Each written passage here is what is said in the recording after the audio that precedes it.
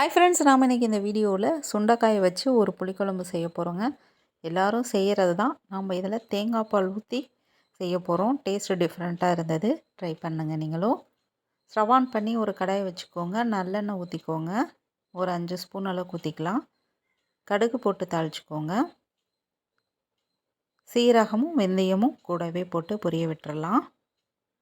இப்போ நறுக்கி வச்சுருக்கிற பூண்டு ஒரு 8 பல் பூண்டு தோலை உரிச்சிட்டு பொடியாக நறுக்கிட்டு ஆட் பண்ணிக்கோங்க.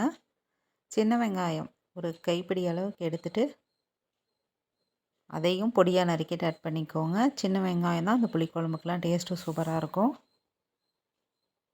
வெங்காயம் நல்லா வதங்கி வரணுங்க. அடுத்ததாக நம்ம சுண்டைக்காவை ஆட் பண்ணிக்கலாம். சுண்டைக்காவை இஞ்சி தட்டுற இடிகளில் போட்டு தட்டிட்டு வாஷ் பண்ணிட்டு நம்ம ஆட் பண்ணிக்கலாம். விதைகள் முழுசாகவே நம்ம நீக்கக்கூடாதுங்க. பாதி விதைகள் மட்டும் நீக்கினால் போதும். அப்போ தான் அதோட மருத்துவ குணங்கள் முழுமையாக நமக்கு கிடைக்கும். சுண்டைக்காய் வெங்காயம் போட்டு நல்லா வதக்கிடணுங்க. சுண்டைக்காயோட நிறம் மாறி வர அளவுக்கு நல்லா நம்ம வதக்கினோம். அடுத்ததாக 2 தக்காளி கூடவே கல்லுப்பு இதையும் போட்டு நல்லா வதக்கிக்கலாம். ஒரு பிளேட் போட்டு ஒரு 2 நிமிஷம் மூடி வச்சுருங்க. மீடியம் ஃப்ளேமில் வச்சுட்டு தக்காளி நல்லா குழைவாக நமக்கு கிடைச்சிரும், வெந்து வந்துடும்.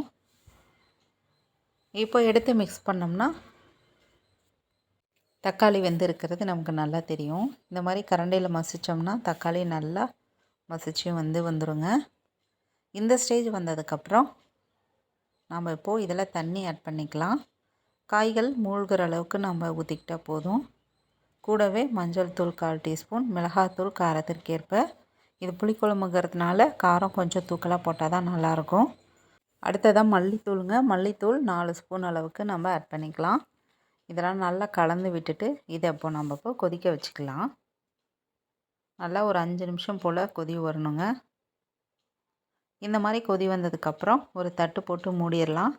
5 நிமிஷம் அப்படியே விட்டுடலாம். நல்லா கொதிக்கட்டும்.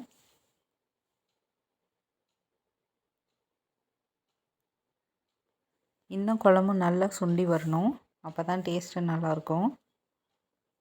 இப்போது நம்ம சின்ன நெல்லிக்காய் சைஸ் அளவுக்கு புளி ஊற வச்சுருந்தேன். அதையும் நம்ம இப்போ கரைச்சி ஊற்றிடலாம்.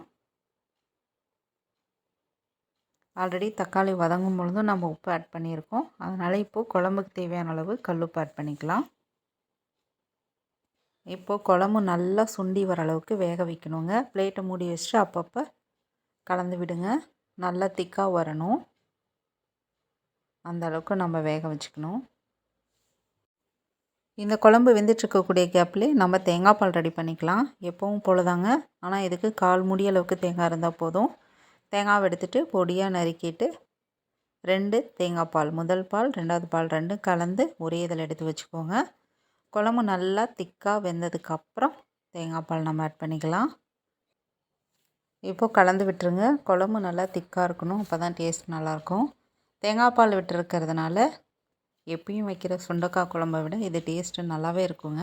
ட்ரை பண்ணி பாருங்கள். இந்த மாதிரி கொதி வந்ததுக்கப்புறம் நம்ம ரொம்ப நேரம் கொதிக்க வைக்கக்கூடாது. 1 நிமிஷம் இல்லைனா 2 நிமிஷம் கொதிச்சதுன்னா போதும். பிளேட் போட்டு மூடிட்டு கரெக்டாக 1 நிமிஷம் மட்டும் நம்ம கொதிக்க வச்சுக்கலாம். 1 நிமிஷத்துக்கு அப்புறம் லாஸ்ட்டாக கருவேப்பிலையும் பெருங்காயத்தூள் கொஞ்சமாக தூவிட்டு நாம் ஸ்டவ் ஆஃப் பண்ணிக்கலாம். நமக்கு சூப்பரான சுண்டைக்காய் புளிக்குழம்பு தயாராகிடுச்சுங்க. நீங்களும் இதை ட்ரை பண்ணி பாருங்கள். இந்த வீடியோஸ் பிடிச்சிருந்தால் லைக் பண்ணுங்கள், ஷேர் பண்ணுங்கள், மறக்காமல் சப்ஸ்கிரைப் பண்ணிக்கோங்க ஃப்ரெண்ட்ஸ். தேங்க்யூ.